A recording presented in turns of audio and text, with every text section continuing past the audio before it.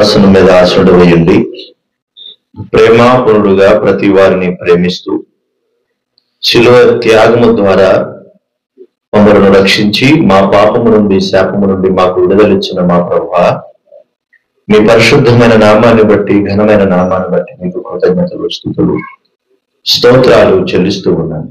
ఈ రాత్రి నీ యొక్క బిడ్డలు ప్రభు రామకృష్ణారెడ్డి గారు, రత్నం గారు, అలాగే వెంకటరామరెడ్డి గారు, కనకదుర్గ గారు, వారి యొక్క కుటుంబాన్ని ప్రేమించి మీరు ఇచ్చిన శ్రేష్టమైన సమయం అంతటి కొరకు స్తోత్రాలు ప్రభు. ఇప్పటి వరకు పాటల ద్వారా మిమ్మల్ని స్థుతించడానికి అవకాశం ఇచ్చారు.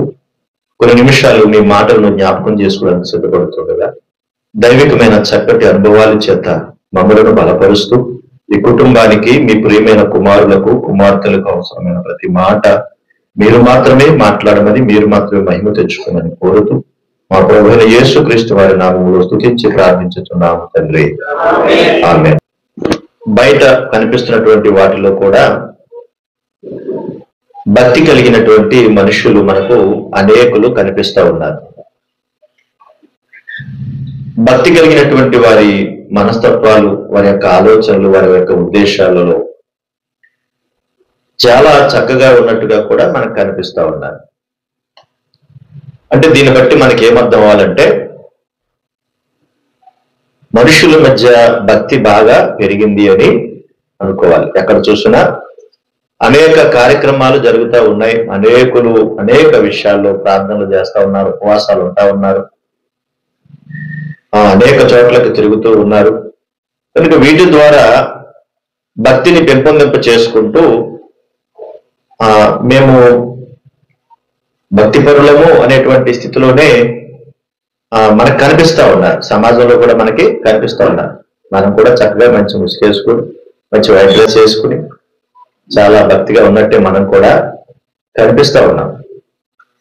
అయితే ఇలాంటి పరిస్థితుల మధ్య మరి నిజముగా అదంతా భక్తేనా అని కాస్త అర్థం చేసుకోవాలి. ఎందుకు అనంటే భక్తిలో ఉండేటువంటి పరిస్థితులు వేరుగా ఉంటాయి, భక్తి లేని పరిస్థితులు వేరుగా ఉంటాయి. కుటుంబం ఉన్నప్పుడు ఒకలా ఉంటుంది, కుటుంబం లేకపోతే ఒకలా ఉంటుంది కదా. అలాగే భక్తిలో ఉన్నప్పుడు వేరైనటువంటి సంగతులు ఉంటాయి, భక్తి భావాలు లేనప్పుడు వేరే స్థితిగతుల్లో కూడా ఉంటాయి. దేవుడు పరిశుద్ధ గ్రంథములో భక్తి ఉంటే ఎట్లా ఉంటామో, భక్తి లేకపోతే ఎట్లా ఉంటామో అనే విషయాలను చక్కగా రాయించాడు. ఎందుకు అనంటే తన చిత్తానుసారంగా భూమి మీద ప్రతి వారిని ప్రేమించి మనం చదువుకుంటున్నట్టుగా, ధ్యానించుకుంటున్నట్టుగా తన పోలికలో తన స్వరూపులో మానవులందరినీ భూమి మీద కలుగు చేశాడు. కలుగు చేసినట్టుగానే అందరినీ ప్రేమించి ఎంతో చక్కగా నడిపిస్తా ఉన్నాడు. ఇలా నడిపిస్తున్న తరుణంలో అందరూ కూడా భక్తి పరులుగా ఉండాలన్నది దేవుని యొక్క ఆశ, ఆకాంక్ష. అందరూ భక్తి పరులుగా ఉండాలి, అందరూ కూడా బాగుండాలి. ఆటో వాళ్ళ కొటేషన్ కాదు అది, వాళ్ళు రాస్తారు. ఆటో వాళ్ళు ఏమనంటే అందరూ బాగుండాలి, అందులో నేను ఉండాలంటారు. అందరూ బాగుండాలంటారు, అందులో నేను ఉండాలంటారు. కానీ 10 రూపాయలు తక్కువ వస్తే తీసుకుంటారా? వెంటనే ఏం చేస్తారు? నువ్వు బాగుండాలి సరే, కానీ నేను కూడా బాగుండాలి బాబు, నువ్వు డబ్బులు లేకపోతే నేను మరి తీసుకెళ్ళను కదా అని వాళ్ళు కూడా అంటారు. అది సహజమే, మరి వాళ్ళ కుటుంబం కూడా బ్రతకాలి కాబట్టి అలా సహజంగా మాట్లాడతారు. అది చెప్పుకోవడానికే బాగుంటుందేమో కానీ వాస్తవం దగ్గరికి వచ్చేటప్పటికి అది నిజంగా మనకి కనబడదు. కనుక భక్తిని కలిగి ఉండాలన్నది దేవుని ఉద్దేశము, దేవుని సంకల్పము. భక్తిలో ఎదగాలన్నది కూడా దేవుని ఉద్దేశమే. తద్వారా దేవునికి ఇష్టమైనటువంటి ఒక మంచి జీవితం కలిగి ఉండాలని దేవుని యొక్క ప్రణాళిక, అది ఆయన కోరిక. మరి ఆ కోరికలో, ఆ ఉద్దేశాలలో భక్తి కలిగి ఉంటే ఏ విధంగా బ్రతుకుతాము, ఏ విధంగా ఉంటాము అని తెలియజేస్తూ ఉంటాడు. ఒకవేళ అదే భక్తి భావాలు కలిగి లేకపోతే ఎట్లా ఉంటాము అనే విషయాలు కూడా దేవుడు తెలియజేశాడు.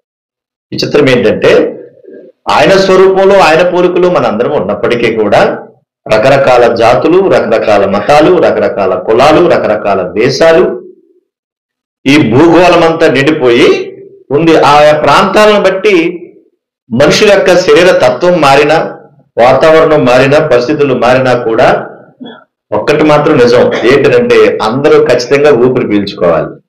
పీల్చుకోవాలా వద్దా? పీల్చుకోవాలి. అందరినీ ఎవరిని కోసినా కూడా ప్రపంచవ్యాప్తంగా ఉన్నటువంటి ప్రజలందరినీ ఎవరిని కోసినా రక్తమే వస్తుంది, అంటే మనుషులని తెలుస్తుంది. అయితే జంతువుల్లో ఇప్పుడు కూడా రక్తం వస్తుంది, కానీ వాటికి మనకి ఏంటంటే తేడా, మనం మాట్లాడగలుగుతాం, చూడగలుగుతాం, చెప్పగలుగుతాం, మన యొక్క భావ వ్యక్తీకరణ చేయగలుగుతాం. నాకు ఈ బాధ ఉంది, నాకు ఈ కష్టం ఉంది, నాకు ఈ వేదన ఉంది, నాకు ఈ సంతోషం ఉంది అని చెప్పగలుగుతాం. వాటికి అన్ని ఉన్నాయి, కానీ అవి ఏమి మనలాగా చెప్పలేవు. వాటికి మనకున్న తేడా అది. ఒక రకంగా చెప్పాలంటే అన్నిటికన్నా తెలివి ప్రకృతిలో ఉన్న జంతువులకే ఎక్కువగా ఉంది. చూడండి, ఈ మధ్యకాలంలో అందరూ కూడా ఎక్కువ పిల్లుల్ని, కుక్కల్ని పెంచుకోవట్లేదా? పంది కుక్కలను కూడా పెంచుకుంటున్నారు, పందులను కూడా పెంచుకుంటున్నారు. పందులంటే మన వీధుల్లో తిరిగే ఊర పందులు కాదు అవి, అర్థమవుతుందా? మంచి మంచి కోళ్ళు పెంచుకుంటున్నారు. వాటిని వాళ్ళ ఇంటిలో పిల్లల కన్నా బాగా గొప్పగా చూసుకుంటారు కూడా. అంటే ఎంత చక్కగా వాటికి ఉన్నటువంటి తెలివి, జ్ఞానం అన్నీ ఉన్నా దేవుడు మాత్రం వాటిని నా పోలిక, నా స్వరూపం అనలేదు. మరి ఎవరన్నాడు అంటే మానవులు ఉన్నటువంటి మనలే. ఎంత కుక్క పిల్లలు పెంచుకున్న కుక్క పిల్ల కుమారుడు అవుతాడా? కుక్క పిల్ల కూతురు అవుతుందా? గాయత్రి అవుతుందమ్మా? అవదు. కనుక ఎంత చెప్పినా కూడా అవేంటి అని అంటే ఆ పక్షులు, జంతువులు, ప్రకృతులు, జీవరాశులే అవుతాయి, కానీ మనలాగా వాటికి మాత్రం అవడానికి వీలు లేదు. ఎందుకు అనంటే దేవుడు మనల్ని మాత్రమే తన పోలికలో, తన స్వరూపంలో చేసుకున్నాడు కనుక. మరి చేసుకున్న ఆయన ఏం కోరుకుంటాడంటే నా ప్రియమైనటువంటి కుమారులు, కుమార్తెలు అందరూ కలిసి భక్తిపరులుగా ఉండాలి, వాళ్ళు ఎదగాలి, వాళ్ళు ఫలించాలి, వాళ్ళు అభివృద్ధిలోకి రావాలి, గొప్పగా ఉండాలి నా పిల్లలు అనేటువంటి ఆలోచన మనల్ని పుట్టించిన, మనల్ని కన్న తండ్రికి ఉంది. కనుకనే ఆయన మీరు ఇలా బ్రతికితే మీరు ఇలా భక్తిపరులుగా ఉండగలుగుతారు, మీరు ఇలా బ్రతకకపోతే ఇదిగో ఇలా ఉండగలుగుతారు అని తన పరిశుద్ధ గ్రంథాన్ని చేతికిచ్చి మనకు ఎన్నో మంచి విషయాలు నేర్పిస్తూ వచ్చాడు ఆయన. కనుక భక్తిలో ఉన్నటువంటి వారిని గురించి ఒక 2 విషయాలు జ్ఞాపకం చేసుకుంటే, భక్తి గలవారు, భక్తి లేనివారు అని 2 కేటాయింపులు మనం చేసుకోగలుగుతాం. 2 కేటగిరీలు అంటారు వాటి. భక్తి గలవారు, భక్తి లేనివారు. ఇప్పుడు ఇంట్లోనే ఉంటాము, ఇంట్లో 2 కొడుకులు ఉన్నారు అనుకోండి, 2 కొడుకుల మీద తల్లిదండ్రుల ప్రేమ ఒకేలా ఉంటుందా? అబద్ధాలు చెప్పండి. ఎందుకని అంటే ఎవరో ఒకడి మీద మాత్రం విపరీతమైన ప్రేమ ఉంటుంది, మరొకడి మీద మాత్రం ఎక్కడో కొంచెం తగ్గుతుంది కదా. మరి ఇప్పుడు దీన్ని ఎలాగంటే ఇది ప్రేమించే కేటగిరీ, ఇది ప్రేమించలేని కేటగిరీ. ఈ 2 కేటగిరీ విడదీశాం కదా. అలా అయిపోయి అలాగే భక్తి గలవారు, భక్తి లేనివారు అనేటువంటి విషయాలను కూడా దేవుడు రాయించాడు. అందులో నుండి కొన్ని మాటలు మనం నేర్చుకుని మనం ఈ కార్యక్రమాన్ని ముగించుకుంటాం. మొదటిగా, భక్తి లేనటువంటి వారు ఏ విధమైనటువంటి క్రియలు కలిగి ఉంటారు, భక్తి లేనటువంటి ఎలా ప్రవర్తిస్తారు, వారి యొక్క ఆలోచన విద్వేషాలు ఏ విధంగా ఉంటాయో దేవుడు చెప్పిన మాటల్ని మనం చెప్పుకుందాం. చూడండి ఒకసారి పరిశుద్ధ గ్రంథము నుండి 37వ కీర్తన 12వ చరణములో దేవుడు పరిశుద్ధాత్మ ప్రేరేపణతో తన భక్తుడి ద్వారా ఇలా రాయించాడు. భక్తిహీనులు నీతిమంతుల మీద దురాలోచన చేయుదురు అన్నాడు. ఎవరు వీళ్ళు అంటే భక్తిహీనులు. భక్తిహీనులు అంటే భక్తి లేనోళ్ళని. భక్తిహీనులు ఏం చేస్తారంట? నీతిమంతులు అంటే భక్తి గలవాళ్ళే కదా. కనుక భక్తి లేనోళ్ళు భక్తి గలవారి మీద ఏం చేస్తారంట? వాళ్ళు దురాలోచనలు. అంటే మంచివా చెడ్డవా? మంచివా చెడ్డవా? అంటే వీడిని ఎప్పుడు పాడు చేయడు, వీడిని ఎలా పాడు చేయాలని ఆలోచన చేస్తా ఉంటారటండి. మనం చూడండి, ఇప్పుడు మన కళ్ళెదురుగుండా ఎవరైనా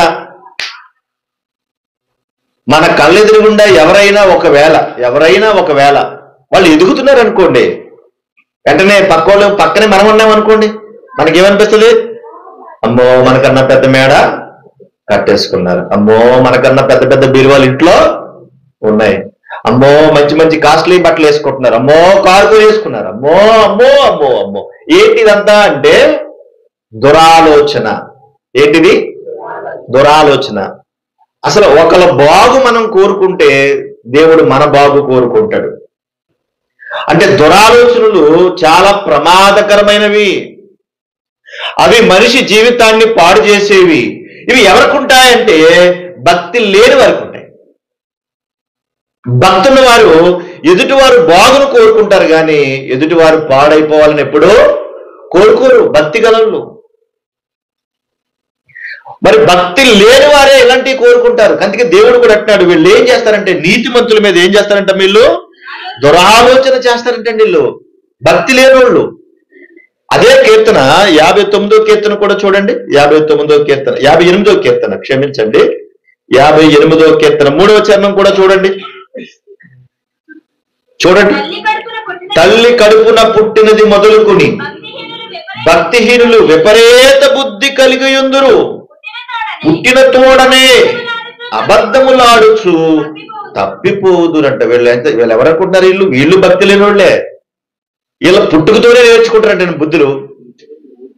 అమ్మో అయ్యో, పుట్టుకతోనే నేర్చుకుంటారంట. పుట్టుకతోనే వీళ్ళు ఏం చేస్తారంటే అబద్ధాలు ఆడతారంటండి.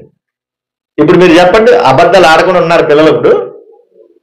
అంటే వాళ్ళు భక్తి లేని భావాలు ఎప్పటి నుంచి నేర్చుకుంటున్నారు అంటే చిన్ననాటి నుండి నేర్చేసుకుంటారంటండి వీళ్ళు. ఇప్పుడున్న కాలంలో చుట్టూ ఉన్నటువంటి సమాజంలో ప్రస్తుతం ఉన్నటువంటి ఈ రెడీమేడ్ ప్రపంచంలో పిల్లలు మీరు గమనించండి, వాళ్ళు ఎలా ఉన్నారు, వాళ్ళ ఆలోచన విధానం.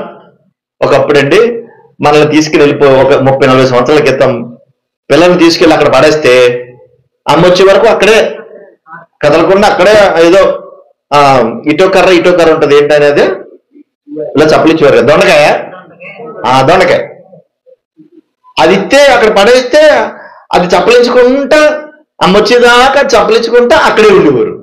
ఇప్పుడు దొండకాయ లేదు, బెండకాయ లేదు, ఆడు ములక్కలాగా మొత్తం పొట్లకాయలా కుడి చంపేస్తాడు మనల్ని. కుడి చంపేస్తాడు మొత్తం మనల్ని. ఆడు మామూలుడు కదాడు. అప్పుడు ఇంకా ఏం చేసేవారు, చక్కగా 3 చక్రాల బండి ఉండేది, చెక్క బండి. ఆ చెక్క బండి ఇచ్చేవారు. నడక బాగా వస్తుంది మా ఊరికి, బాగా నేర్చుకుంటాడు, కాలు చేతులు చక్కగా సాగుతాయి, బాగుంటాడని అది ఇస్తే అది ఎలాగనుకుంటా వెళ్ళిపోయేవాళ్ళం. ఇప్పుడు ఆడు పుట్టగానే తొట్టి, అందుకే చిన్న దొడ్డుగా వచ్చేస్తున్నాయి ఆడికి. ఆడు తొట్టిస్తారు, నిజమమ్మా, ఆడికి తొట్టిస్తారు చూడండి. ఇలాగ 4 చక్రాలు ఉంటాయి, మధ్యలో చిన్న తొట్టు ఉంటుంది, తొట్టులో కూర్చోబెడతారు, ఎలరా అంటారు అన్ని. ఆడు అడితిరగా ఇడితిరగా నడకరాదాడికి ఇలా వస్తాయి కాళ్ళు. మా ఊడికి దొడ్డు కాళ్ళు వచ్చినాయండి ఏంటి అని అనుకుంటాం. కారణం అది చక్క దివ్యాడికి నడుచుకుంటూ వెళ్తాడు, ఎంత బాగుంటాయి. వాడు అప్పుడు అక్కడే నేర్చుకునేవాడు, ఇప్పుడు ఇలా చక్క పెడుతున్నాడు. ఎందుకంటే విపరీత బుద్ధులు పుట్టిన దగ్గర నుంచి కూడా ఏం చేస్తారంట, భక్తి లేనోళ్ళు నేర్చుకుంటున్నారంట. భక్తి వాళ్ళు కాదు, భక్తి లేనోళ్ళే. చిన్ననాటి నుండి అలా నేర్చుకుని అందులో డెవలప్ అయిపోతున్నారు. దురాలోచనలు చేస్తూ ఉన్నారు, విపరీతమైన బుద్ధి కలిగి ఉన్నారు. విపరీతమైన బుద్ధి, మామూలు బుద్ధి కాదు, విపరీతమైన బుద్ధి కలిగి ఉన్నారు. అంతేకాదు వాళ్ళ అబద్ధాలు కూడా ఆడుతున్నారు. అంతేకాదు వీళ్ళు చేసే పని. ప్రసంగి గ్రంథం 8వ అధ్యాయం, ప్రసంగి గ్రంథము 8వ అధ్యాయం 13వ వచనం కూడా చూడండి. ప్రసంగి గ్రంథము 8వ అధ్యాయము 13వ వచనం కూడా చూడండి.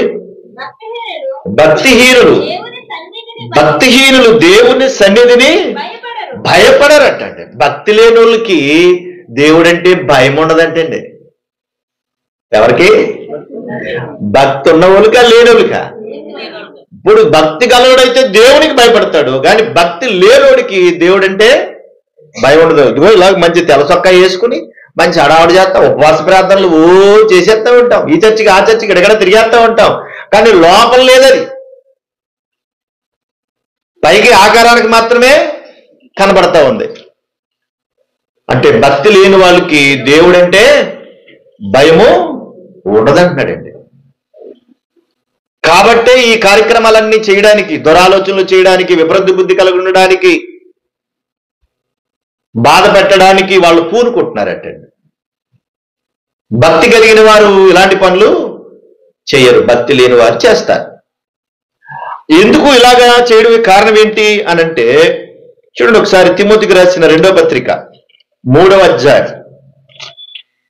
తిమోతికి రాసిన 2వ పత్రిక 3వ అధ్యాయం 5వ వచన భాగం. అదే జ్ఞాపకం చేశాను ఇప్పుడు. పైకి భక్తి గల వారి వలె ఉండి దాని శక్తిని ఆశ్రయించని వారై ఉన్నారటండి. పైకి మాత్రమే భక్తి అంటే లోపల భక్తి అయితే అసలు భక్తిలో ఉన్నటువంటి శక్తి ఏంటో తెలియక పైకి మాత్రం భక్తి నటిస్తూ మేము భక్తి కలిగిన వారమని బతికేస్తున్నారు. లోపలైతే భక్తి లేదు. కాబట్టి భక్తి లేని వాళ్ళు ఎలాంటి క్రియలు చేస్తారని అది కూడా అక్కడ మాట రాయించాడు. 2వ వచనంలో చూడండి, ఎలాగనగా ఇదిగో స్వార్థ ప్రియులు. ఎవరంటే ఇల్లు స్వార్థ ప్రియులు. ఎవరు ఈ స్వార్థ ప్రియులు అంటే భక్తి లేని వాళ్ళే. భక్తి ఉన్నవాళ్ళు కాదు. భక్తి ఉన్నవాడైతే దేవుడికి భయపడతాడు. దేవుడికి భయపడితే అమ్మో దేవుడు ఏమన్నా అనుకుంటాడు, నా మాట మంచిది కాదు, నా చూపు మంచిది కాదు, నా ఆలోచన మంచిది కాదు, అమ్మో నేను ఇలాంటి ఆలోచన చేస్తానని భయపడతాడు. కాబట్టి వాళ్ళు స్వార్థ ప్రియులు. అంతేకాదు వాళ్ళు అంటండి ధనాపేక్షులు అంటున్నాడండి. ధనాపేక్షులు. భక్తి లేని వాళ్ళకి దేని మీద ఎక్కువ ఆసక్తి ఉంటుందంటండి? ధనం మీద ఉంటుందంట. బెంకములాడువారు అంటారటండి. బెంకములాడువారు ప్రతి చిన్నదానికి బెగబెట్టేస్తారు. వీళ్ళు కొట్లాడుకొచ్చేస్తారు, యుద్ధాలు ప్రకటిస్తారు. అంతేకాదు అహంకారులు అంటాడు. అహంకారం ఎక్కువ ఉంటుంది ఎవరికి? భక్తుల వాళ్ళైతే ఏం చేస్తారు? అమ్మో అనుకుంటారు, భయపడతారు. దేవునికి భయపడతారు. కనుక భక్తి లేని వాళ్ళకి అహంకారం ఎక్కువ. ఎప్పుడైనా నీకు బాగా అహంకారం అనిపిస్తే నీలో ఏమి లేదన్నమాట, నీకు భక్తి లేదు. భక్తి ఉంటే చక్కగా చాలా బాగుంటావు. భక్తి లేదు కాబట్టి అహంకారం నెత్తి మీదకి వచ్చింది నీకు. పెద్దోళ్ళు అంటారు కదా, నీ కళ్ళు నెత్తి మీదకి వచ్చినాయా అంటారు. అప్పుడప్పుడు పెద్దోళ్ళు మాట్లాడతారు, నీ కళ్ళు నెత్తి మీదకి వచ్చినాయా? కళ్ళు నెత్తి మీదకి రావడం ఏంటి? కళ్ళు కూడా నెత్తి మీదకి వస్తాయా?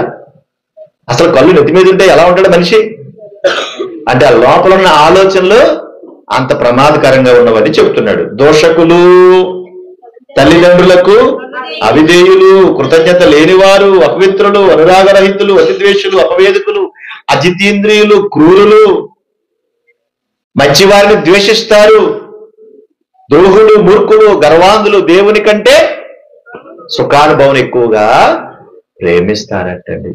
కారణం ఏంటబ్బా అంటే వీళ్ళు భక్తి లేనోళ్ళు. వీళ్ళు ఎవరంటమ్మా? వీళ్ళు భక్తి లేనోళ్ళు. కాబట్టి వీళ్ళందరికీ గుణాలన్నీ బాగా ఎక్కిస్తాయి. ధనం అంటే విపరీతమైన ప్రేమ, వ్యామోహం వచ్చేసాయి.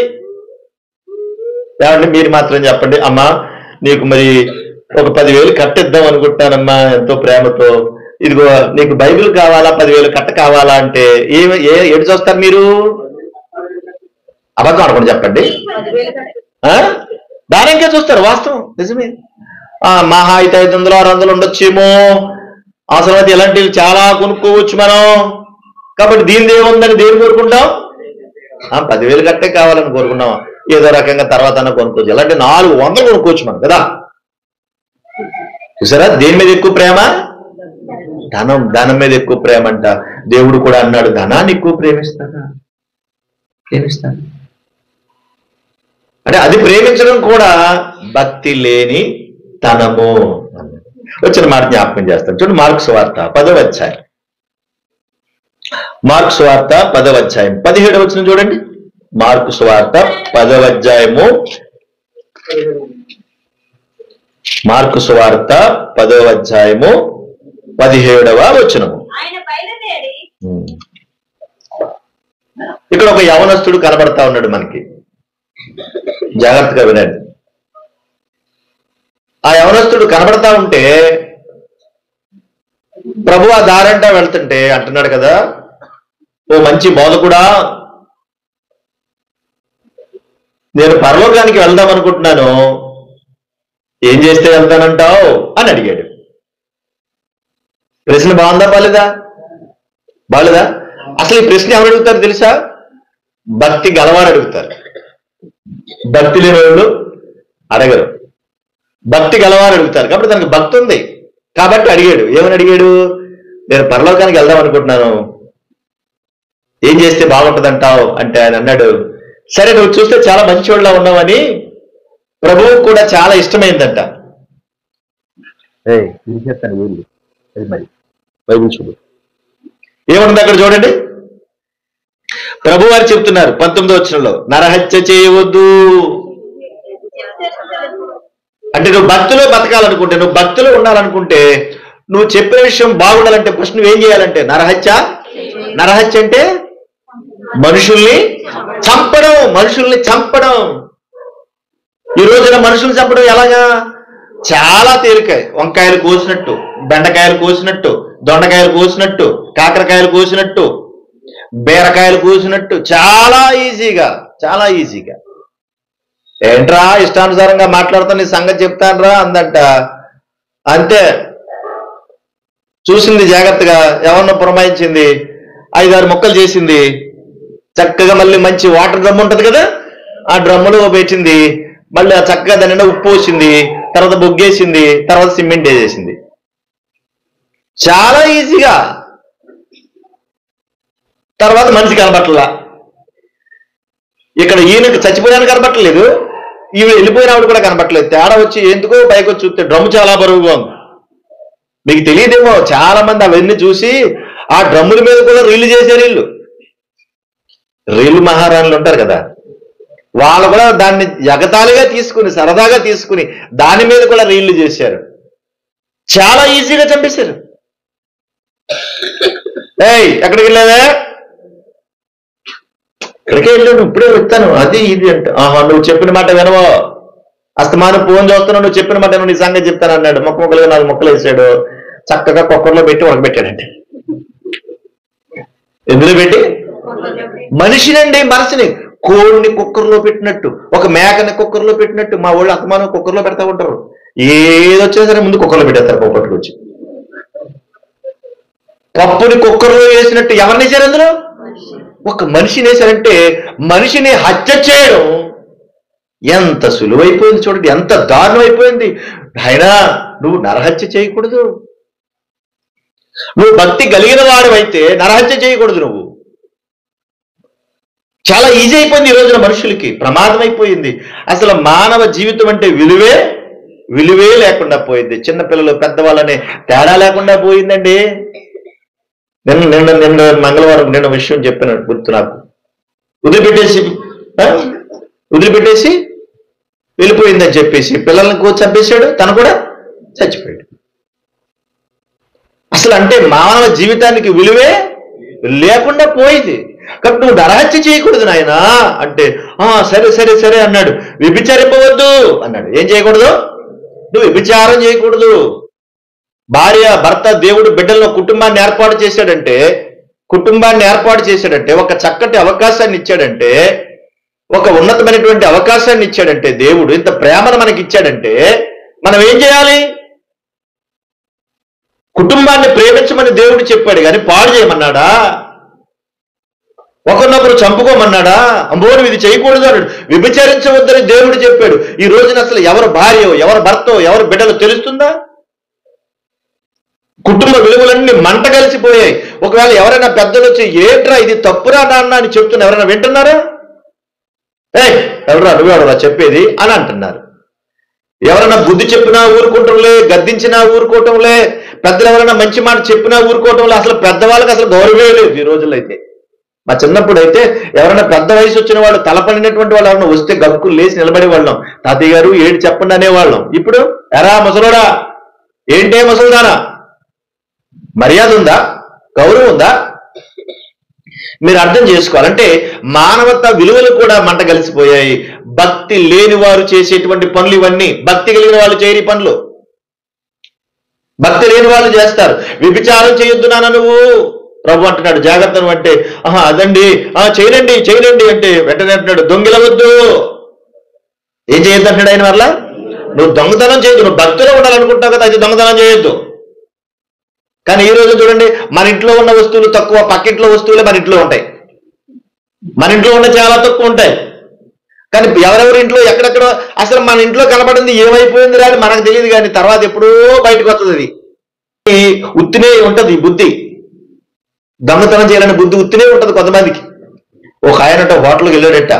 హోటల్కి వెళ్ళినప్పుడల్లా కంపల్సరీ ఏదో ఒకటి తెచ్చేస్తాడటండి.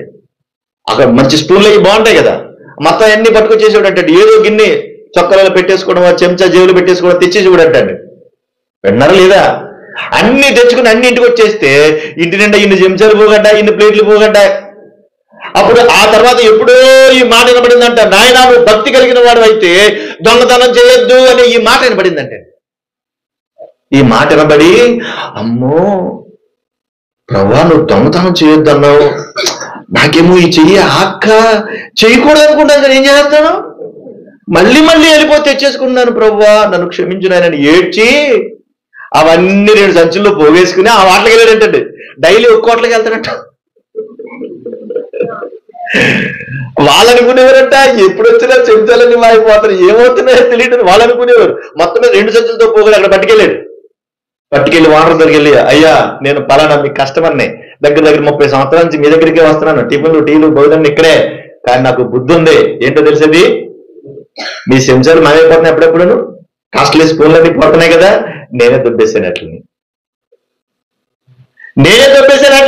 ఇదిగో చూడండి అంటే ఆ హోటల్లో కుర్రోళ్ళు పనిచేసి ఆశ్చర్యపడిపోయినట్టండి. వాళ్ళు ఎందుకు బాబు పట్టుకెళ్ళవు కానీ మరి ఇప్పుడు ఎందుకు తెచ్చావు అంటే ప్రభు చెప్పాడు దొంగతనం చూసాను. భక్తి లేనోడు ఇప్పుడు ఎలా మారిపోయాడు, భక్తి కలిగిన వాడిగా మారిపోయాడు. ప్రైజ్లో భక్తి లేనోడు అలా మారిపోయాడు. అందుకే భక్తులు ఉన్నవాడు మంచిగా బ్రతుకుతాడు, ఎదరోళ్ళు బాగుంటే హర్షిస్తాడు, సంతోషిస్తాడు, ఆనందపడతాడు. భక్తి లేనివాడు ఎవరు బాగున్నా ఊరుకోడు, నేను తప్ప ఇంకెవరు బాగోకూడదు ఇక్కడ అనుకుంటాడు. కానీ నువ్వు దొంగతనం చేయొద్దు అన్నాడు, అబద్ధ సాక్ష్యం పలకొద్దు. నువ్వు భక్తిలో ఉండాలనుకుంటున్నావు కదా, పరలోకం రావాలనుకుంటున్నావు కదా, అయితే నువ్వు అబద్ధ సాక్ష్యం పలకొద్దు అన్నాడు ప్రభు. పలకొద్దంటే ఆయన అంటున్నాడు, అలాగే ప్రభు అంటున్నాడు. అబద్ధ సాక్ష్యం అంటే తెలుసు కదా, అబద్ధాలు చెప్పి కుటుంబాలను కోల్చొద్దేసేటువంటి రకాలు. లేని ఉన్నట్టు ఉన్నవి లేనట్టు చెప్పి అబద్ధాలు చెప్పి ఈ రోజు కూడా పేపర్లో వేసాడు, ఒక ఆయన తన భార్య ఎవరెవరితోనో తిరుగుతుంటే నువ్వు ఇలా ఎందుకు చేస్తున్నావు తప్పు కదా అని అన్నాడట. అలా అన్నందుకు మా ఆయన నన్ను కొడుతున్నాడు, మా ఆయన తిడుతున్నానని చెప్పేసి కేసు పెట్టి ఎక్కడి దాకా తీసుకెళ్ళిపోయింది తెలుసా, విడాకులు ఇచ్చేదాకా తీసుకెళ్ళిపోయింది.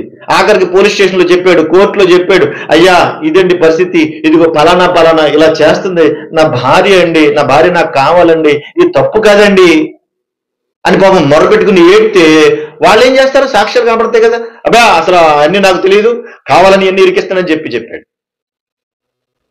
ఆఖరికి ఏం చేస్తారు, కోర్టు తీర్పు వాళ్ళ దక్కనే వచ్చింది, అంతే బయటకు వచ్చేసింది, ఎవరితో తిరిగిందో వాడిని మళ్ళీ పెళ్లి చేసుకుంది, వెళ్ళిపోయింది. ఇక్కడ భర్త బిడ్డలన్నీ అనాథలైపోయారు.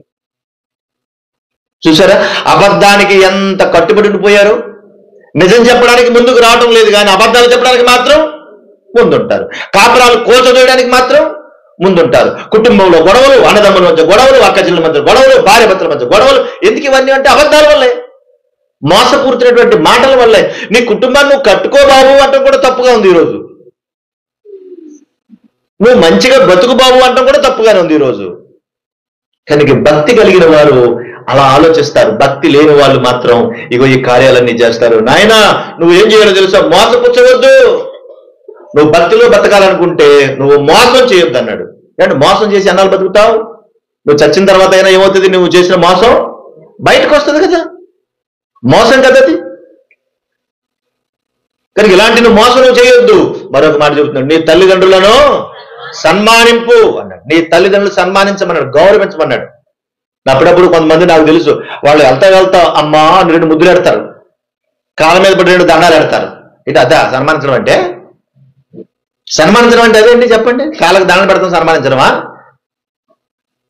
కాదు కదా, వాళ్ళు బాగోగులు కదా చూడాలి, వాళ్ళు కూడా చూడాలంటాడు. భక్తి కలిగిన వారు ఏం చేస్తారంటే తల్లిదండ్రులను సన్మానిస్తారు. భక్తి లేని వాళ్ళు ఏం చేస్తారు, ఓ మందిరంలోకి వచ్చేసి చర్చిలోకి వచ్చేసి ఓ ఉపవాస ప్రార్థనలు చేసేస్తే మాత్రం నీకు భక్తి ఉన్నట్ట, బైబిల్కి పొద్దున సాయంత్రం దాకా బైబిల్ తెగ చదివితే నీకు భక్తి ఉన్నట్ట. నీ తల్లిదండ్రులు చూడబట్టాడు ఆయన, చెడు కార్యాలు చేయొద్దట్టాడు ఆయన. కాబట్టి నీకు భక్తి ఉంటే ఇవన్నీ జాగ్రత్త పడతావు, జాగ్రత్తగా చేస్తావు. నీకు భక్తి లేకపోతే ఇవన్నీ నువ్వు చేస్తావు అంటాడు ఆయన. కాబట్టి ఇవన్నీ ఆయన చెప్పాడండి, నాయన ఇవన్నీ నువ్వు చేయాలి. నువ్వు మంచి ప్రశ్న వేస్తావు, వెరీ గుడ్, మరి ఇవన్నీ నువ్వు చేయాలి కదా అంటే ఆయన అన్నాడు, చూడండి ఎంత బాగా చెప్పాడు ఆయన. వెంటనే అంటున్నాడు, నేను చదువుతాను తల్లి, వెంటనే అంటున్నాడు, బోధకుడా బాల్యము నుండి ఇవన్నీ అనుసరించుతూనే ఉంటిని. నువ్వు చెప్పినవన్నీ చిన్నప్పటి నుంచి చేస్తున్నాను నేను. నిజంగా ప్రభువుకు చాలా ఆనందం వేసింది. అవునా, చిన్ననాటి నుండి ఇవన్నీ చేస్తున్నావా? చాలా సంతోషం, వెరీ గుడ్, మంచి మంచి కార్యాలు చేసావు. అయితే నీకు మాత్రం ఒక్కటి కొదువుగా ఉంది. ఏంటంటే నీకు ధనాపేక్ష పట్టింది. ఏం పట్టింది? భక్తి లేని వారు ఏ పిచ్చి పడద్ది? ధనాపేక్ష పట్టిన వాళ్ళు దేని మీద దృష్టి పెడతారో తెలుసండి? అసలు ఇంకా భార్య గాని, బిడ్డలు గాని, కుటుంబం గాని అసలు పట్టించుకోరు. తెలుసా?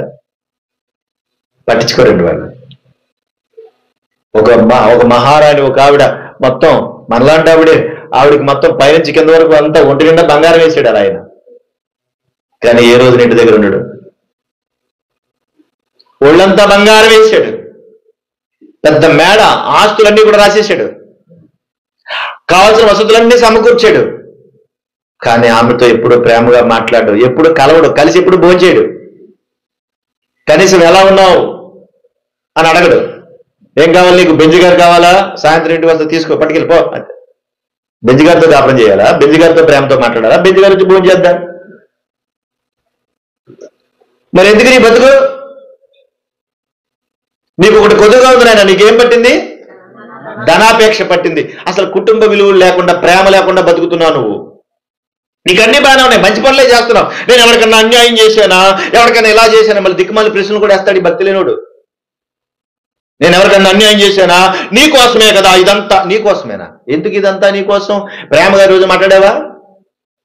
ఇంటికి రాగానే సెల్ ఫోన్ తీసుకుంటాడు, అంతే. ఇలా తీసుకుంటాడు, పొద్దున్న సాయంత్రం దాకా ఇలా చూసుకుంటాడు దాన్ని. నీ పక్కన భార్య ఉంది, నీ కుటుంబం ఉంది, నీ బిడ్డలు ఉన్నారు, నీకంటూ సంసారం ఉంది. జ్ఞానం లేకుండా ప్రవర్తిస్తున్నావు అంటే దాని అర్థం ఏంటి? ఇప్పుడు ఎవరితో మాట్లాడాలి? ఎన్ని ఇళ్లలో ఏడుస్తున్నారో తెలుసా? ఈ మధ్యకాలంలో ఎంతమంది ఏడుస్తున్నారో తెలుసా? కుటుంబాలు ఇంటికి వచ్చి రాగానే కనీసం ప్రేమగా మాట్లాడటం మానేశారు అందరూ. రాగానే ఫోన్ తీసుకోవడం, ఇంకా దానంగా చూసుకోవడం సరిపోతుంది. ఒక్కొక్కడికి ఒక ఫోన్ పెట్టుకుంటాం, ఒక్కొక్క గదిలో పెట్టుకుంటాం.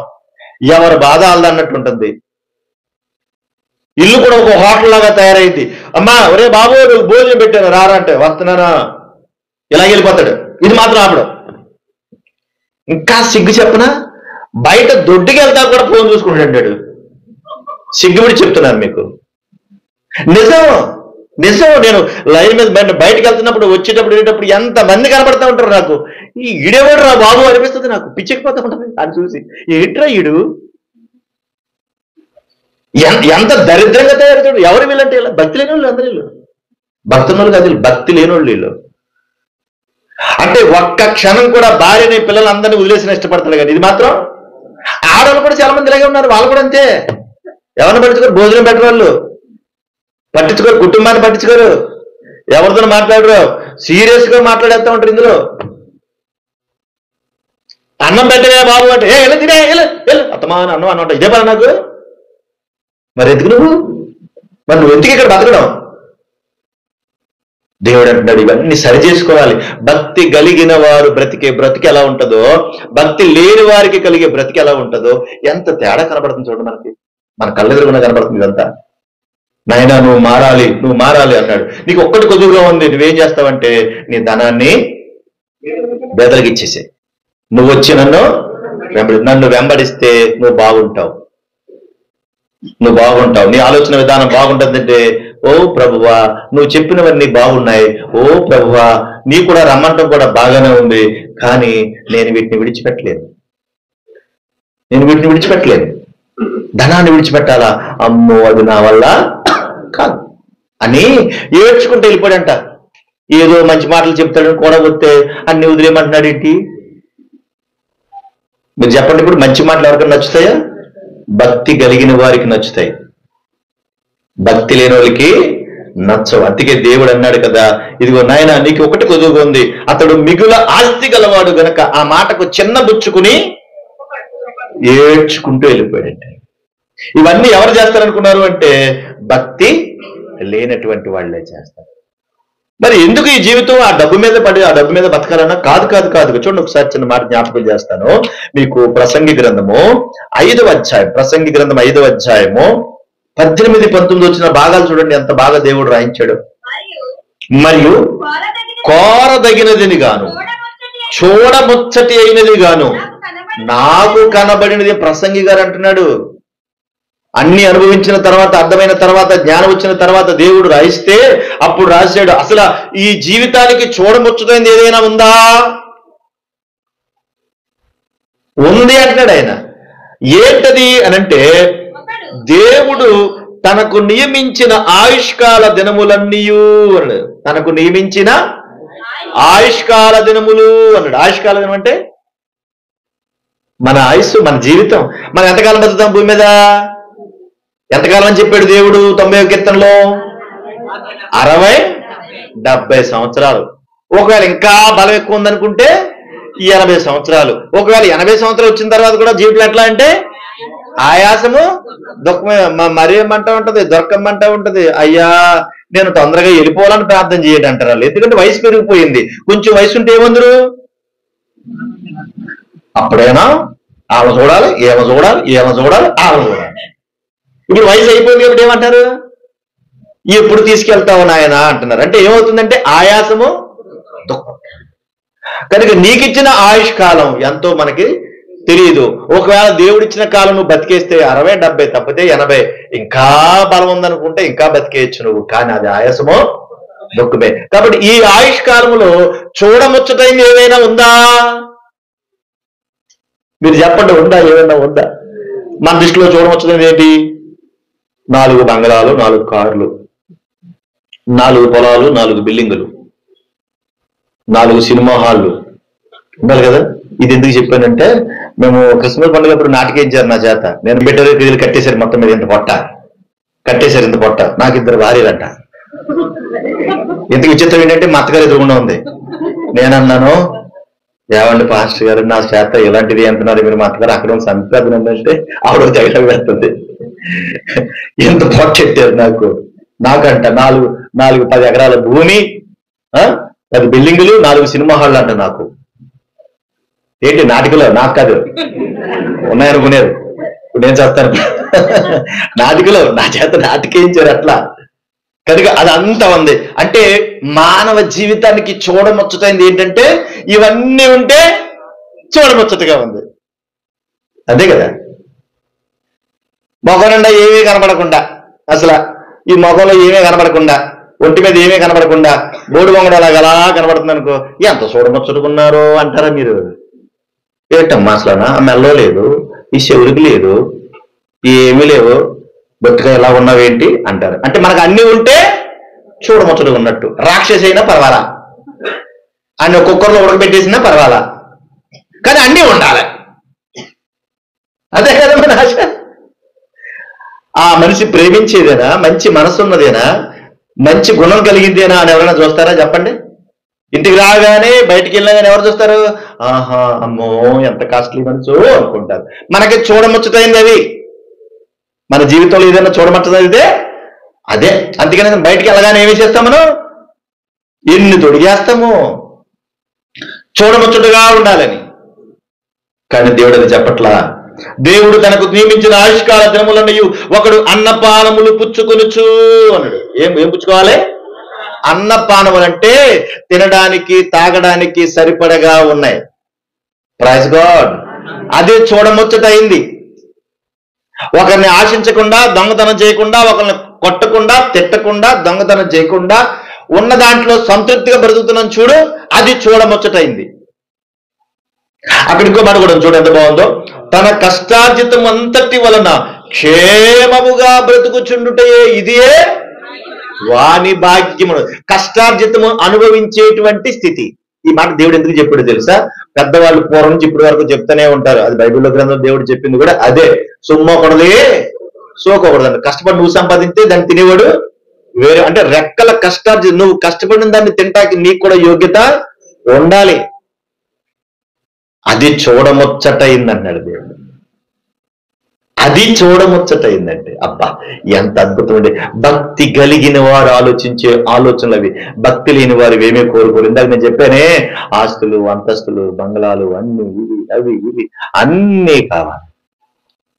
అది చూడముచ్చటైంది అని చెప్పు. కనుక భక్తి లేని వారి యొక్క దృష్టి వీళ్ల మీద పడింది. దీని మీదే ఉంది. వాళ్ళు దురాలోచనలు చేస్తారు, వాళ్ళు విపరీత బుద్ధి కలిగి ఉంటారు, వారు అబద్ధాలు ఆడుతారు, వాళ్ళు దేవునికి భయపడరు, పైకి భక్తి గల వారి వలె ఉండి దాని యొక్క శక్తిని ఆశ్రయించిన వారిగా ఉంటారు. అన్ని బాగానే ఉన్నా కానీ ధనం మీద వ్యామోహం మాత్రం చావదు. దాని గురించి ఆలోచిస్తారు, దాని మీదే పట్టుకుంటారు. కానీ సుఖంగా బ్రతకాలి, దైవంగా బ్రతకాలి, కష్టజితాన్ని అనుభవించాలి, దేవుడు నాకు ఇచ్చిన భాగ్యం ఇది అని ఈ భక్తి లేని వారు గ్రహించరండి. అయ్యా, మానవ జీవితం కొంతకాలం బతుకుతాం. ఇక్కడున్న వాళ్ళు ఎవరైనా సరే నేను ఎక్కడే బతుకున్నాను ఎవరైనా చెప్పగలమా మనం? అసలు పొద్దున్న దాకా ఉంటాం లేదు కూడా తెలియదే. ఇక్కడి నుంచి ఇంటికి వెళ్ళే వరకు కూడా ఉంటామో లేదో తెలియదే. ఇక్కడ చెప్తూ నేనే ఎలా పడిపోవచ్చు ఎవడో తెలుసు? నా ఆయుష్, నా జీవితం నా చేతుల్లో లేదు, అది దేవుని చేతుల్లో ఉంది. కాబట్టి భక్తి లేని వారి వలే కాదు, భక్తి కలిగిన వారి వలే బతకమంటున్నాడు. కనుక భక్తి లేని వాళ్ళందరూ ఇలాంటి పనులన్నీ చేస్తే మరి భక్తి కలిగిన వారు ఏం చేస్తారు? భక్తి లేని వాళ్ళందరూ ఇలాంటి పనులు చేస్తారు, మనకు అర్థమైంది. మరి భక్తి కలిగిన వారు ఎలాంటి స్థితిలో ఉంటారు? ఇంతకుముందు కొన్ని విషయాలు చెప్పాను, దాని గురించి దేవుడు ఏమంటున్నాడు ఆ మాటలు చెప్పి నేను ముగించేస్తాను. చూడండి, యాకోబు పత్రిక 1వ అధ్యాయం 27వ వచన భాగం చూడండి, పరిశుద్ధ గ్రంథం నుండి. యాకోబు పత్రిక 1వ అధ్యాయము 27వ వచన భాగం. అక్కడ దేవుడు ఇలా రాయించాడండి, ఎంత అద్భుతంగా ఉంటదండి ఆ మాట. నేను చదువుతాను చూడండి. తండ్రి అయిన దేవుని ఎదుట పవిత్రమును నిష్కలంకమునైన భక్తి ఏదనగా, నిజమైనటువంటి భక్తి ఏంటో తెలుసా అని మాట్లాడుతున్నాడు. అది నిష్కలంకమైన భక్తి. ఆ భక్తి కలిగినటువంటి వారు ఏం చేస్తారు అని అంటే, దిక్కులేని పిల్లలను, విధవరాండ్రను వారి ఇబ్బందిలో పరామర్శిస్తారు. అంటే వాళ్ళ దృష్టి ఎక్కడ ఉంటుందంటే మంచితనం మీద, మంచి పనుల మీద, దైవిక గుణాలు కలిగి ఉంటారు. భక్తి లేని వారైతే వీటికి అవసరం లేదు, ఇక అసలు వీటిని పట్టించుకోరు. కానీ భక్తి కలిగిన వారు వీటి గురించి ఆలోచిస్తారు. వాళ్ళు దిక్కులేని పిల్లలను, విధవరాండ్రను వారి ఇబ్బందిలో పరామర్శిస్తారు. అంతేకాదు వారు ఇహలోక మాలిన్యము తనకు అంటకుండా తన్ను తాను కాపాడుకుంటారు. ఇహలోక మాలిన్యము అంటే ఈ లోకములో ఉన్నటువంటి మచ్చ, డాగు. అదే దేవుడు ఏమన్నాడంటే పాపం అన్నాడు. దానినే పాపం అన్నాడు. పాపం అంటకుండా నువ్వు బ్రతకాలి, అది భక్తి అన్నాడు. అది లేనప్పుడు నువ్వు చేసేది భక్తి కాదు, అది దేవునికి విరుద్ధమైంది. కనుక భక్తి కలిగిన వారు ఇదిగో దైవిక గుణాలు కలిగి ఉంటారు, వారు దైవ సంబంధమైనటువంటి ఆలోచనలు కలిగి ఉంటారు. ఈ లోకంలో పాపం అంటకుండా బ్రతుకుతారు. వారి గుణం, వారి సుగుణాలు ఎవరికి మంచి చేద్దామా అనిపిస్తుంది. ఎంతమంది ఎన్ని రకాలుగా తిట్టినా, కేకలేసినా, అరిసినా కూడా ప్రైజ్ ద లార్డ్ ప్రభువా, వాళ్ళు ఏదో తెలియక మాట్లాడారు ప్రభువా, క్షమించిన ఆయన అంటారు. యేసుక్రీస్తు ప్రభువు అన్నాడు, ఇదిగో నీ యొక్క ఎవరైతే నువ్వు శత్రువు అనుకుంటున్నావో వాళ్ళ కోసం నువ్వేం చేయాలి? ప్రార్థన చేయమని. అంటే భక్తి కలిగిన వారు శత్రువుల్ని కూడా ప్రేమిస్తారు, అది ప్రభు చెప్పాడు. ఎంత గొప్ప స్థితి చూశారు. కనుక భక్తి కలిగిన వాడు నువ్వెవడవో నేనెవడవో అని ఆలోచించాడు. భూమి మీద ఉన్న సమస్త మానవాళి తండ్రి అయిన దేవుని పిల్లలు అని ఆలోచిస్తాడు. కాబట్టి అందరూ నా వారే అనుకుంటాడు. అందరి మనసులు అర్థం చేసుకోవాలని ప్రయత్నం చేస్తారు భక్తి కలిగిన వారు. అది లేకపోతేనే వేరే వేరే గొడవలు, కొట్లాట్లన్నీ వస్తూ ఉంటాయి. అంతేకాదు మేకా గ్రంథం 6వ అధ్యాయం 8వ వచనంలో మరొక మాట జ్ఞాపకం చేశాడు. ఆ మాట కూడా చదువుదాం చూడండి. మేకా గ్రంథం 6వ అధ్యాయం 8వ వచన భాగంలో దేవుడు ఇలా రాయించాడు. ఆ మాట కూడా ఒకసారి చూద్దాం.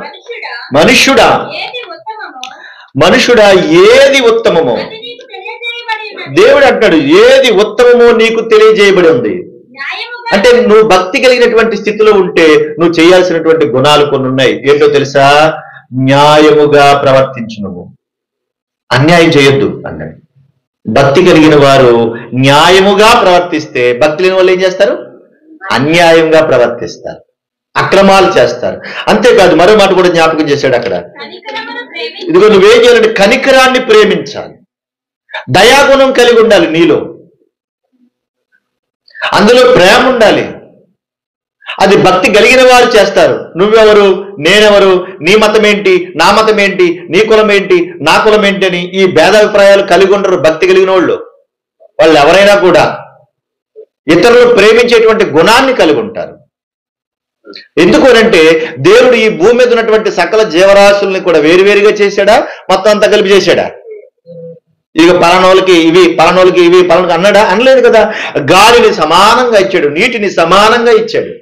ప్రకృతి అంతా కూడా సమానంగా ఇచ్చాడు, భూమిని కూడా సమానంగా ఇచ్చాడు. కాబట్టి దేవునికి లేని భేదం మనకు ఉండకూడదు. అది భక్తి కలిగిన వారు ఆ భేదం లేకుండా ఉంటారు. కనుక అక్కడ మరొక మాట జ్ఞాపకం చేస్తూ, దీన మనస్సు కలిగి నీ దేవుని ఎదుట నువ్వు ప్రవర్తించు, నువ్వు న్యాయం కలిగి ఉండు, కనికరాన్ని ప్రేమించు, దీన మనస్సు కలిగి నీ దేవుని ఎదుట ప్రవర్తించు. దేవుని కన్నా గొప్పోళ్ళగా ఫీల్ అవ్వక. భక్తున్న వాళ్ళు దేవునికి భయపడితే గొప్పోళ్ళు ఎందుకు అనుకుంటాం? ఇంకా దేవునికి భయపడ్డాం అనుకోండి, వెంటనే జాగ్రత్త కలిగి ఉంటాం. అప్పుడప్పుడు ఆ చర్చ దగ్గర చూస్తూ ఉంటాను, లోపలికి రావడానికి కూడా కష్టమైపోతూ ఉంటుంది. దేవుడి దగ్గరికి వెళ్తాను ఎలాగంటూ ఉంటాడు, వెళ్తా రోడ్డు మీద నుంచి ఇలాగ అంటాడు. కానీ కనీసం అక్కడ ఆగి ఒక్క నిమిషం కూడా ప్రేయరు చేసుకునే టైం లేనంత బిజీగా ఉన్నాడు మనిషి ఈరోజు. అందుకే కుటుంబాలు బాగుంటలేదు, అందుకే సమాజము బాగుంటలేదు, అందుకే మానవతా విలువలు కూడా తగ్గిపోయి. ఎందుకంటే దేవుని దగ్గరికి ఆగి దేవుణ్ణి స్తుతించి ఆరాధించగలిగేటువంటి ఆ మనస్సు లేదు, కనబడటం లేదు. అందుకే యేసుక్రీస్తు ప్రభు వారు ప్రతి విషయంలోనూ కూడా చక్కగా క్లారిటీగా చెప్పాడు, నీ జీవితం భక్తి కలిగిన జీవితం అయితే నువ్వు ఇలా ఉండాలా, భక్తి లేకపోతే నువ్వు ఇలా అయిపోతావు నాయన అన్నాడు. ఒక ఆయన మన బైబిల్లో మనకు తెలుసు, జక్కయ్య అనేటువంటి ఒక ఆయన ఉంటాడు. ఆయన భూమి మీద బ్రతికాడు కొన్నాళ్ళు.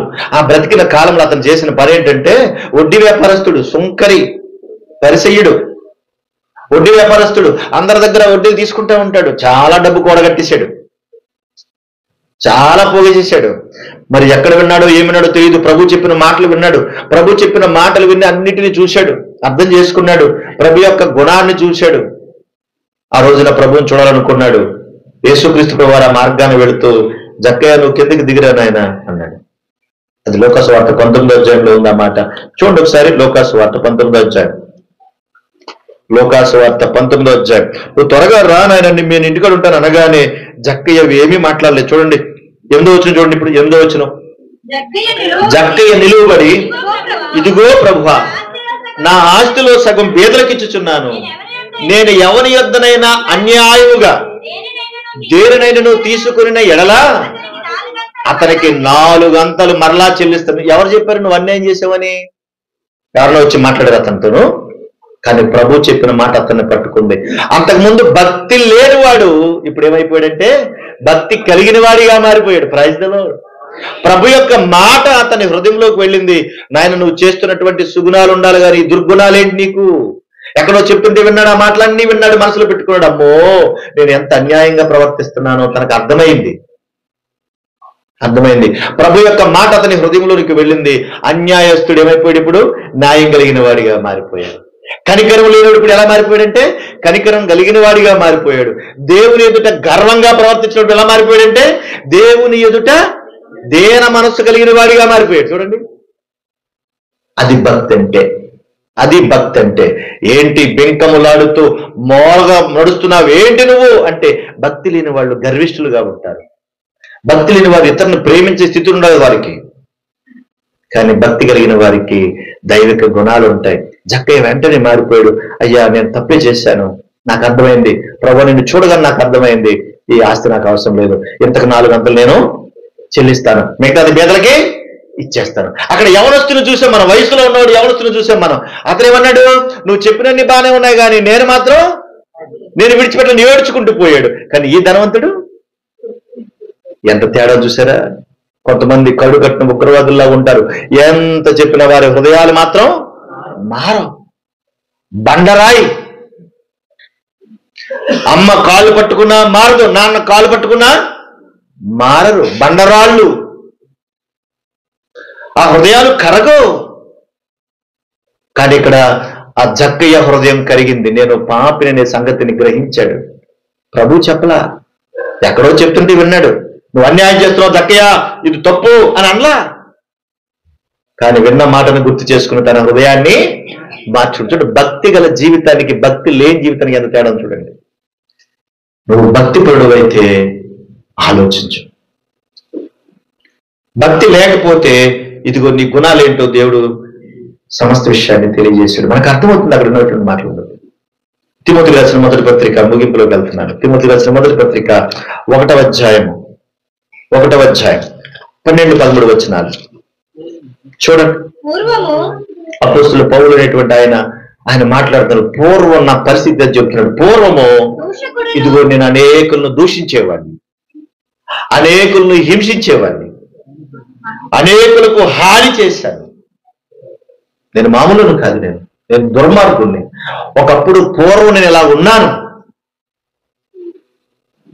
ప్రభువా నేను తెలియక చేశాను అని అంటున్నాడు అక్కడ. నేను తెలియక చేశాను కాబట్టి నువ్వు నన్ను కనికరించావు ప్రభువా, నీకు స్తోత్రాలు నాయన. పాపులలో నేను ప్రధాన పాపిని నాయన. నేను చేయలేనటువంటి దుర్మార్గాలు లేవు. ఎంతమందికి హాని చేశానో, ఎంతమందిని కొట్టానో, ఎంతమందిని తిట్టానో, ఎంతమందిని ఇబ్బంది పెట్టానో, నేను దుర్మార్గుణ్ణి ప్రభువా, తెలియక చేశాను గనుక నన్ను క్షమించావు, నన్ను కనికరించావు, నీకు స్తోత్రాలు నాయన అంటాడు. భక్తి లేనివాడు ఇప్పుడు ఏమైపోయాడు?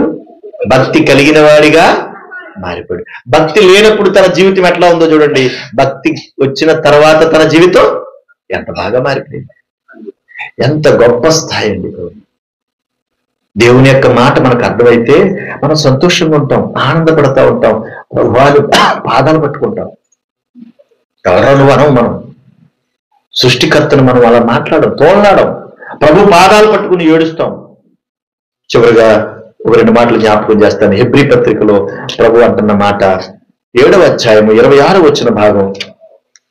పవిత్రుడును హెబ్రీ పత్రిక 7వ అధ్యాయం 26 వచ్చిన ప్రభు అంటున్నారు, ఇదిగో పవిత్రుడు, నిర్దోషియు ఇదిగో నిర్దోషి, నిష్కల్మషుడు, ఇదిగో పాపులలో చేరక ఇదిగో ప్రత్యేకంగా బ్రతికాడంటండి ఆయన. మనలాగే పుట్టాడు, మనలాగే పెరిగాడు, మనలాగే తిన్నాడు, మనలాగే బ్రతికాడు. కానీ పాపం అంటకుండా, ఇహలోక మాలిన్యము అంటకుండా బ్రతికాడు.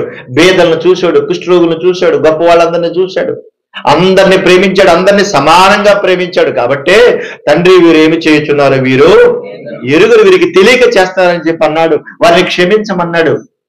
ఎందుకు అనంటే తన యొక్క పరిశుద్ధతను, తన యొక్క పవిత్రతను, తన యొక్క ప్రేమను పంచిపెట్టడానికి ఆ క్రియలన్నీ చేశాడు. ఎందుకో తెలుసా? మానవ జీవితంలో భక్తి లేకుండా బ్రతుకుతున్న మానవాళిని భక్తి కలిగిన వారిగా మార్చడానికి, తెలియజేయడానికి, తీర్చిదిద్దడానికి యేసుక్రీస్తు ప్రభువారు పరిశుద్ధుడై భూమి నుంచి. అందుకే ఈ వేదన. చెడిపోయిన కుటుంబాలు కట్టుకోవాలి, చెడిపోయిన మానవ జీవితం బాగుపడాలి. ఏమంటే ఇది ఏం శాశ్వతం కాదండి. ఇక్కడ ఏముంటాం మనం? ఇక్కడ ఎంత గొప్పగా బ్రతికం అనుకుంటున్నాము, కానీ ఇక్కడ మనం ఏమీ ఉండం, కొద్ది కాలం ఉంటాం. ఏమనుకోకుండా ఉంటే చిన్న మాట చెప్తాను. ఎంత గొప్పవాళ్ళైనా ఏదైనా ఇబ్బంది వస్తే ఇంట్లో ఉండేస్తారండి? ఎక్కడే చేస్తారు? బయటే చేస్తారు. ఎంత గొప్పవాళ్ళైనా ఇంట్లో ఉంచరండి. అదండి మన స్థాయి, అది మన జీవితం. మనం కట్టుకున్న ఇంట్లోనే మనం ఉంచరండి. అదండి మానవ జీవితం. కానీ పవిత్రుడుగా ఉండి ప్రేమను పంచిపెట్టి ఇదిగో జీవితం ఇలా ఉండాలి, ఇలా మారాలని, భక్తి కలిగిన వారిగా మారాలని ప్రయాసపడ్డాడు ఆయన. అందుకే చివరికి ఒక మాట చెప్పాడు మనకి. ఏంటంటే తీతు పత్రిక 2వ అధ్యాయం, ఈ మాట చెప్పి నేను ముగిస్తాను. తీతు పత్రిక 2వ అధ్యాయం చూడండి, 11, 12 వచ్చిన భాగాలు నేను చదువుతున్నాను చూడండి. సమస్త మనుష్యులకు రక్షణకరమైన దేవుని కృప ప్రత్యక్షమై మనము భక్తిహీనతను, ఇహలోక సంబంధమైన దురాశలను విసర్జించి, అంటే భక్తిహీనతను విడిచిపెట్టాలి, మీరు భక్తి కలిగిన వారిగా మారాలి. అది దేవుడు కోరుకుంటాడండి. అదే మనం చెప్పాడు. మీరు ఇహలోక సంబంధమైనటువంటి దురాశలు ఏం చేయాలంటే మీరు విడిచిపెట్టాలి. శుభప్రదమైనటువంటి నిరీక్షణ నిమిత్తము మహాదేవుడును మన రక్షకుడును యేసుక్రీస్తు మహిమ యొక్క ప్రత్యక్షత కొరకు మీరు ఏం చేయాలంటే ఎదురు చూడాలి. అలా ఎదురు చూడడానికి ఈ లోకంలో మీరు ఎలా బ్రతకాలంటున్నాడు? స్వస్థ బుద్ధితోను, నీతితోను, భక్తితోను బ్రతుకుచుండవలనని ఇదిగో మనకు బోధించుచున్నది. అదే చెప్తున్నాడండి ఆయన. నీ యొక్క జీవితాన్ని దైవిక జీవితంగా మలుచుకో. నీ యొక్క భక్తిహీనతను విడిచిపెట్టి భక్తి కలిగినటువంటి దానిగా మారు. కులం మారావా, మతం మారావా, ఇది కాదు. కులం మారం, మతం మారం దేవుడు అనలేదు, ఆయన మనం పెట్టుకున్నాయి. అది దేవుడు చెప్పలేదు. భక్తి లేనటువంటి నీ స్థితి భక్తి కలిగిన స్థితిగా మారిపోవాలి. దుర్మార్గమైన నీ జీవితం మంచి శ్రేష్టమైన జీవితంగా మారిపోవాలి. అది దేవుడు కోరుకుంటాడు. అదే కోరుకుంటాడు. ఆ పరిశుద్ధతను ఇవ్వడానికి భూమి మీదకి దేవుడు వచ్చాడు. అంతే. ఇదండి దేవుడు మనకి ఇచ్చేటువంటి గొప్ప జీవితం. మీకు ముందు భక్తిహీనులు ఎట్లా ఉంటారో తెలియజేశాను, భక్తి కలిగిన వారు ఎలా ఉంటారో కూడా తెలియజేశాను. నిజమైనటువంటి భక్తి ఇహలోక పాపం అంటకుండా కాపాడుకోవాలి. పేదలను, పేదవారిని, విధవరాండ్రను ప్రేమించాలి. దీనికి విరుద్ధమైన క్రియలు చేస్తే దేవుడు నిన్ను శిక్షిస్తాడు. ఎంత చెప్పినా వినకపోతే దేవుడు శిక్షలోకి తీసుకెళ్తాడు. కనుక అలాంటి జీవితం కాదు. ప్రేమ కలిగి చెప్పిన ప్రతి మాటను బట్టి ఈ భూమి మీద ఒక జక్కయ్య ఎట్లా మారాడో, ఒక సౌలు ఎట్లా మారాడో అలా మారాలి. ఆ విధంగా జీవితాన్ని కట్టుకోవాలి, కుటుంబాలు కట్టుకోవాలి, దైవిక గుణాలుగా ఎదిగి ఫలించాలి. అట్టి కృప ప్రభు అందరికీ దయచేయునుగాక. ఆమేన్. ప్రార్థన చేసుకుందాం. కళ్ళు మూసుకుని ప్రార్థనలో ఏకీవించండి.